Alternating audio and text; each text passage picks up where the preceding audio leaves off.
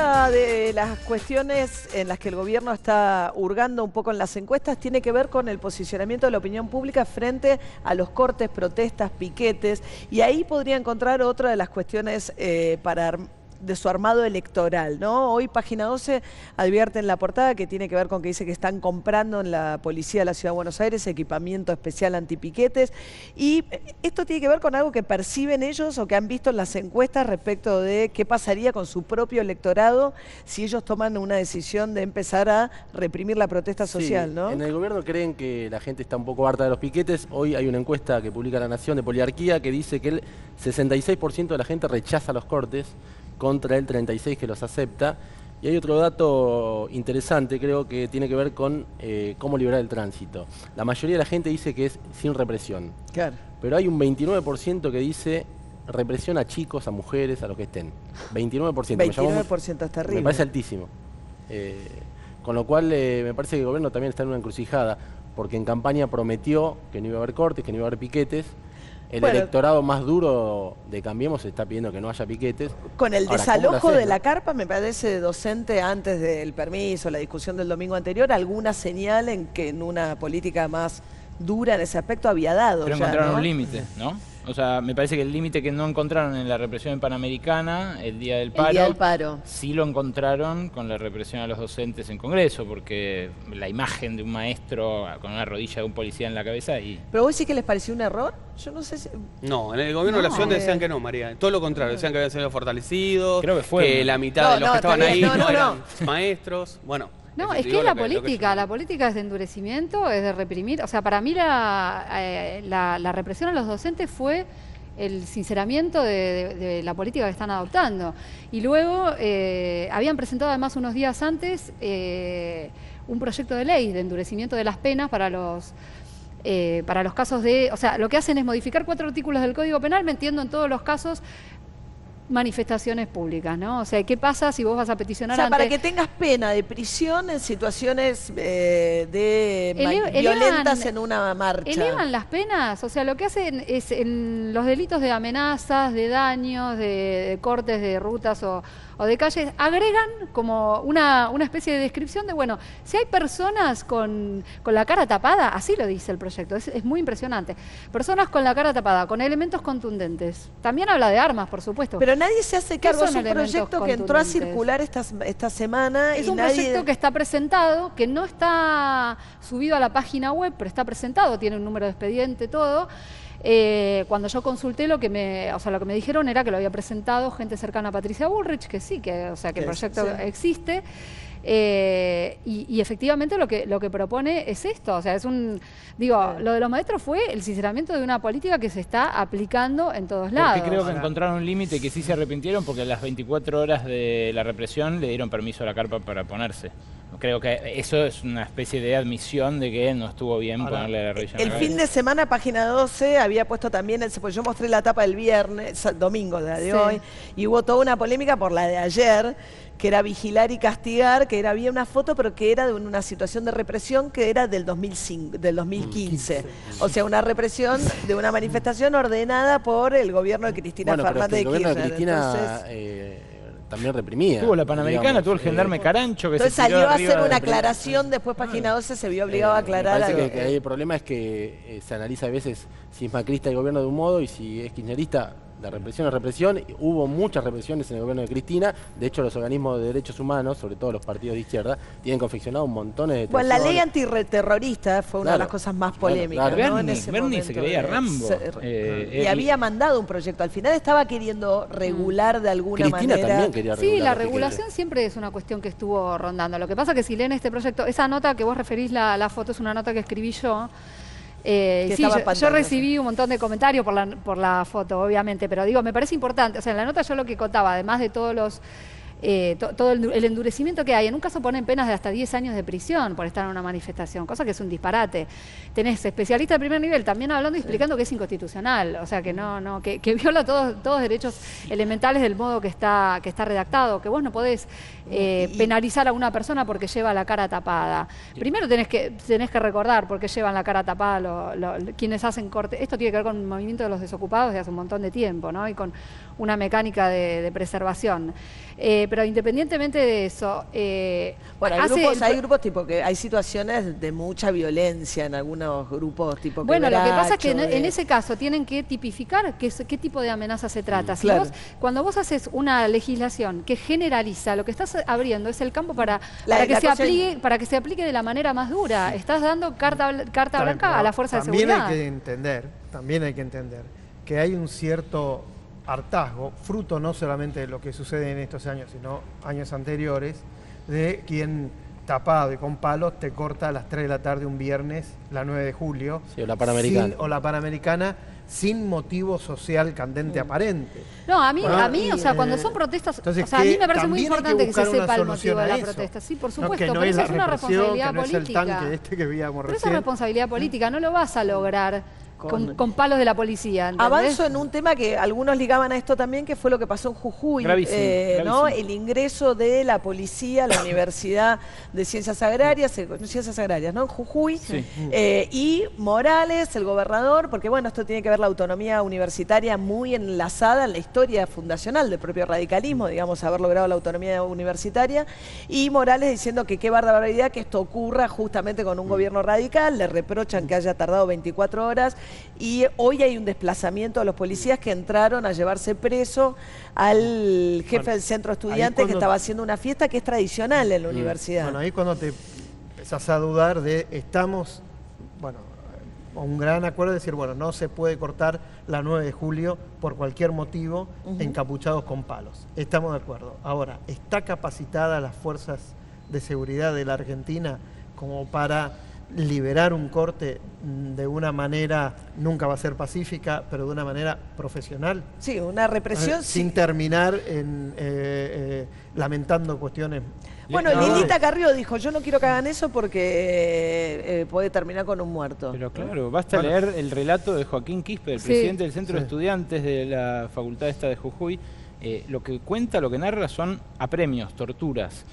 La policía de Gerardo Morales lo esposó de espaldas y lo tiró contra el piso, le pisaron la cabeza, lo forzaron a desvestirse, cosas que francamente yo repudio todo lo que hacía Berni, el gendarme Carancho, pero equipararlo me parece un exceso, porque esto además ocurre en una provincia que, es cierto, él después lo repudia cuando ve que todos los rectores del país salen a presionarlo. Bueno, para la Unión Cívica Radical, a 99 años de la reforma universitaria, es una vergüenza épica para el radicalismo. Al radicalismo que le pase a un gobernador radical, digamos, en términos de lo que significa en la historia radical la autonomía universitaria como principio, ¿no? Lo que pasa, a mí me parece que lo que sucedió ahí es un reflejo de, o sea, se sienten con permiso para hacer cualquier cosa. O sea, las fuerzas de seguridad se están sintiendo con permiso para hacer lo que quieren. La autonomía que tienen les da la posibilidad de hacer eso. A mí me parece muy sintomático. Yo ahí no comparto, Lina. La bonaerense estaba totalmente autogobernada antes de que llegue el gobierno de María Eugenia Vidal. Ese caso lo conozco, al igual que el servicio penitenciario. No te estoy diciendo que sea una cosa de ahora. Lo que pasa es que al decir tienen, da la sensación que esto cambió. Y esto no fue así también en la provincia de Buenos Aires y en las demás provincias. La seguidilla de casos, ¿querés que te mencione toda la seguidilla de casos de represión reciente? El caso, mirá, esta chica Nina Maciel hablaba de un caso en los últimos 12 años de represión con cientos de detenidos en manifestaciones sociales. Bueno, yo no te digo que no, lo que te digo, hoy tenemos este gobierno, se tiene que ocupar quien se tenga que ocupar. Por supuesto, lo de Jujuy fue una vergüenza, todos coincidimos, una vergüenza. Está bien, pero si vos imponés una política represiva en todos los planos, porque también, fíjate vos, cuando se discute el caso Micaela, de la chica víctima del femicidio, ¿qué se empieza a discutir? ¿Cómo meter más gente en prisión? ¿No? Todo es el endurecimiento, todo es gente en cana. O sea, vos así... Micaela García, la chica de Gualeguay, que la agarra un violador 2 veces condenado por una violación, que le habían dado una salida anticipada y la mata a Micaela, y hay un proyecto para no permitir las salidas anticipadas de quienes sean condenados por crímenes tipo por delitos graves, que pueden ser delitos sexuales o homicidios. Es un proyecto de ley para reformar la ley de ejecución penal, que va en línea con todo lo que se está pensando. Bueno, en este caso no estaría mal, ¿no? No, porque está demostrado que cualquier cosa que agrave no estaría mal que el Wagner, el asesino, hubiera estado preso. Sí, pero la solución no es esa. La solución no pasa por en este caso hubiera sido muy importante. En este caso sí. En este caso la ley lo permite, el proyecto de ley es claro, es muy claro. Salidas transitorias a violadores no se permiten. Es clarísimo, lo tiene el Senado ahora. Esta semana, de hecho, va a ir Patricia Bullrich a la comisión. Bueno, yo intentar acelerar la salida transitoria es un derecho, no es un beneficio que se le da a las personas privadas de la libertad. Vos hablas con cualquier persona que trabaja en el servicio penitenciario, en las cárceles provinciales, el endurecimiento de todas estas cuestiones agrava la violencia interna en las cárceles. Lo que pasa es que ahí me parece que el tema del delito sexual hay un debate pendiente. A mí me parece respecto de si son delitos de otras características con el altísimo grado de reincidencia que tienen y qué grado de supervisión tenés que tener. Me parece que el delito sexual por la reincidencia tiene como otro tipo de este tipo de violadores. Bueno, viste que en Neuquén hay una especie de experimento con una cárcel de cárceles específicas. Sí, de cárceles específicas. Sí. Todavía no se sabe muy bien cómo resulta porque desde hace un año que está funcionando. Pero nadie se pone a repensar qué hace la cárcel con los detenidos. Yo sé que es un tema muy antipático, no es taquillero, no vende, no junta votos. Tampoco se piensa qué hace el Estado con los presos que salen en este tipo de circunstancias. No, pero te voy a decir una cosa. El patronato de los liberados, nadie sabe. Tendría que haber ido. Me pasé toda la semana pasada preguntando cuántos reincidentes por abusos sexuales hay. Nadie sabe. Se lo pregunté a la presidenta, a la vicepresidenta de la Corte. Si no se sabe, no corramos el riesgo. No, bueno, no me parece. Me parece que hay que cambiar una política más amplia. Bueno, avanzo con un tema nomás para terminar de cubrir la agenda. Pero bueno, tema Gilles Carbó. Vamos a que... hubo dos temas judiciales importantes, o por lo menos mucho impacto periodístico. La investigación a Gilles Carbó, que hoy Clarín dice que va a ser indagada. ¿No? La jefa de los fiscales indagada. Sí, no tiene fuero, no tiene... Lo cuenta Nico Wiñaski hoy. Yo creo que ahí... Por la compra del edificio donde hoy funciona la Procuración. Sí. Dicen que hubo una intermediación injustificada y que la gente que intermedió y cobró una comisión podría estar ligada a su expareja o al subprocurador que ya fue apartado por la a la expareja no, a una persona que se llama Guillermo Belingi, que tenía... el cargo de subjefe de compras, ¿no? De que se encargaba de las contrataciones. Gran cargo. Jefe de compras. De contrataciones, perdón, de contrataciones. Mejor aún, contrataciones. Bueno, es la persona que se encargó de esto, pero no es el exmarido de ella. Sí, efectivamente fue corrido del cargo. Vinculado medio hermano del el problema es ese, que es medio hermano de una de las personas que encargó la intermediario compra. Que participó en la compra. Vos hablas en la Procuración y te dicen, la procuradora no tiene nada que ver, fue este personaje. Pero al principio defendían la compra como una compra impoluta, sin intermediar. Fue cambiando. Yo nunca escuché que la defendieran, parece, ¿no? 100%. Honestamente nunca escuché una defensa encendida. Lo que sí, o sea, yo como periodista de temas judiciales siempre lo que hago es ver cómo se construye una causa, ¿no? Cómo se llega a esto. ¿Saben cómo empezó esta causa?